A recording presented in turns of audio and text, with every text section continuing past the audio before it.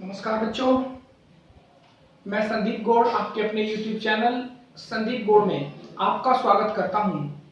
बच्चों, आज हम इस वीडियो के माध्यम से विशेषण के नेक्स्ट पार्ट की बात करेंगे। जैसा कि इससे पहले वाले पार्ट में हिंदी के टॉपिक में हम विशेषण की परिभाषा, विशेषण का परिचय, विशेषण कितने प्रकार के होते हैं, विशेषण क्या होता है, ये सब बातें हम कर चुके हैं। मैं एक बार फिर दोबारा से आपको बताता हूं, विशेषण जिसे इंग्लिश में एडजेक्टिव कहते हैं, जो शब्द संज्ञा या सर्वनाम की विशेषता का बोध कराते हैं वो विशेषण कहलाते हैं, और जिन शब्दों की विशेषता बतलाई जाती है वे शब्द विशेष्य कहलाते हैं। जैसे मैंने एक उदाहरण पहले भी दिया था आपको, नीला आकाश। तो आकाश की खास बात क्या है? नीला। तो नीला क्या है? विशेषण। और नीला है कौन? आकाश। तो आकाश क्या है? विशेष्य। हमने यही बात समझी कि जो शब्द संज्ञा या सर्वनाम की विशेषता का बोध कराएंगे वही विशेषण कहलाएंगे, और जिन शब्दों की विशेषता बतलाई जाती है वही क्या कहलाते हैं? विशेष्य। और अब हम आगे पढ़ेंगे कि विशेषण कुल 4 प्रकार के होते हैं, जिसमें से विशेषण का पहला प्रकार गुणवाचक विशेषण, जो मैंने बोर्ड पे लिख दिया है, गुणवाचक विशेषण। गुणवाचक विशेषण बहुत ही इंपॉर्टेंट है, ध्यान से सुनेंगे। गुणवाचक विशेषण की डेफिनेशन जो मैं बोर्ड पे लिख चुका हूं, लेकिन मैं इससे आगे आप लोगों को समझाऊंगा। जो विशेषण अपने विशेष्य, विशेष्य कौन? जिसकी क्वालिटी बताई जाए, जिसकी विशेषता बतलाई जाए, जो विशेषण अपने विशेष्य के गुण, दोष आदि से संबंधित विशेषताओं का बोध कराता है, उसे गुणवाचक विशेषण कहते हैं। आप बिल्कुल साधारण भाषा में इसकी डेफिनेशन समझो।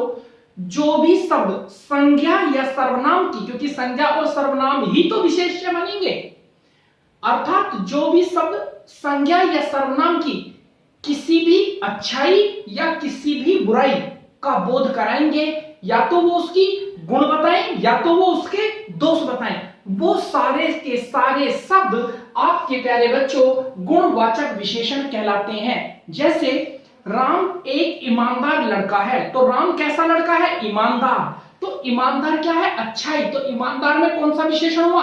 गुणवाचक विशेषण। और हमने कहा मोहन एक आलसी लड़का है, तो मोहन की खास क्वालिटी क्या हुई? आलसी होना। वह घोड़ा काला है, तो काला भी क्या हुआ? गुणवाचक विशेषण।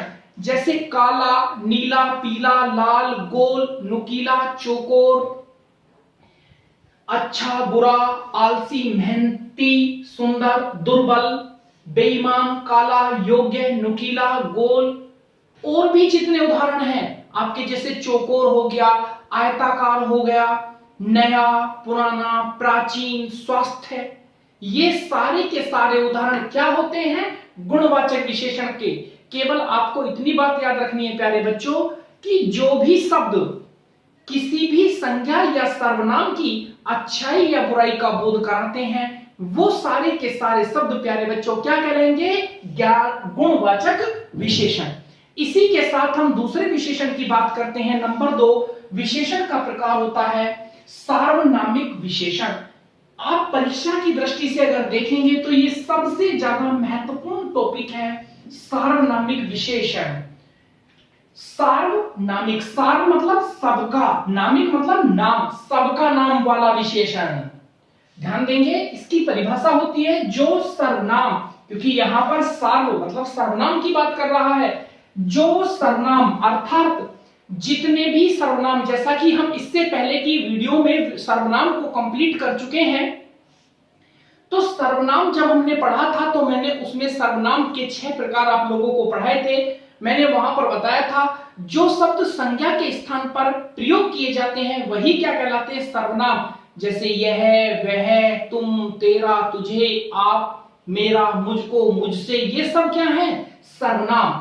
तो जो सर्वनाम वाक्य में किसी संज्ञा के साथ आकर, किसी संज्ञा के साथ आकर उनकी ओर संकेत करने का कार्य करते हैं तो उन्हें सार्वनामिक विशेषण कहते हैं। इस उदाहरण में सबसे ज्यादा गलती होती है। वो गलती क्यों होती है? इसमें एक सबसे बड़ी गलती ये होती है, क्योंकि सबसे ज्यादा परीक्षा में यही पूछा जाता है मेरे से। देखो कैसे पूछता है पेपर में, देखो जैसे उसने पूछ लिया वह लड़का कहां जा रहा है, और वो इस वर्ड को अंडरलाइन करेगा। आपका जब इस वर्ड को अंडरलाइन करेगा तो परीक्षा में कहेगा कि दिए गए वाक्य में रेखांकित भाग में हिंदी व्याकरण की दृष्टि से क्या है, संज्ञा है, सर्वनाम है, विशेषण है। तो यहां सबसे ज्यादा परीक्षा में गलती होती है, क्योंकि हम सभी को याद होते हैं संज्ञा के स्थान पर प्रयोग किए जाने वाले शब्द सर्वनाम कहलाते हैं। तो अधिकांश बच्चे इसे क्या मान लेते हैं, सर्वनाम। लेकिन आप ध्यान देना, अभी सार्वनामिक विशेषण की डेफिनेशन हमने पढ़ी, जो सर्वनाम वाक्य में किसी संज्ञा के साथ आकर, तो ये है तो सर्वनाम ही, लेकिन किसके साथ आया है, संज्ञा के साथ आकर उसकी ओर संकेत करे। तो क्या कह रहा, वह लड़का, वह लड़का, तो ये वह लड़का, तो यहां पर वह क्या हो गया, विशेषण, और विशेषण भी कौन सा, सार्वनामिक विशेषण।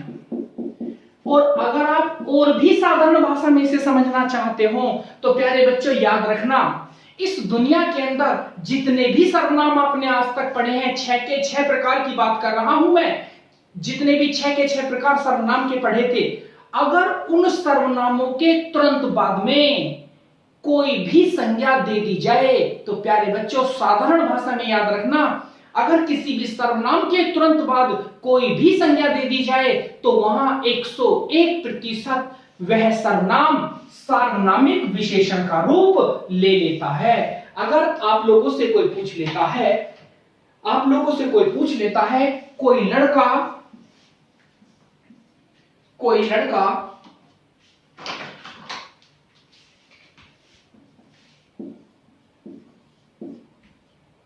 रो रहा है, और यहां कोई को रेखांकित कर देता है, पूछता है इसमें क्या है, तो ये भी क्या है, सार्वनामिक विशेषण। हाँ, वो जैसे अगर सार्वनामिक विशेषण का भी पार्ट पूछे, हालांकि इतना डीप पूछा नहीं जाता, लेकिन अगर पूछा जाए तो आपको सर्वनाम पता होने चाहिए। जो निश्चयवाचक सर्वनाम होता है वो निश्चयवाचक सार्वनामिक विशेषण हो जाता है, और जो अनिश्चयवाचक सर्वनाम होता है वह अनिश्चयवाचक सार्वनामिक विशेषण हो जाता है। जैसे कोई और कुछ क्या होते थे, अनिश्चयवाचक सर्वनाम, तो अगर यहां पर उसका भी पार्ट पूछेगा तो ये क्या हो जाएगा, अनिश्चयवाचक सार्वनामिक विशेषण।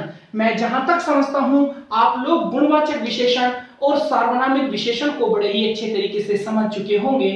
तो प्यारे बच्चों, इसके आगे की वीडियो में हम अभी इसके 2 पार्ट्स और रह गए हैं विशेषण के, एक संख्यावाचक विशेषण, एक परिमाणवाचक विशेषण। उन दोनों की बात हम इसके नेक्स्ट वीडियो में करेंगे। और तब तक के लिए धन्यवाद। अगर वीडियो पसंद आए तो उसे लाइक और शेयर अवश्य करें। धन्यवाद।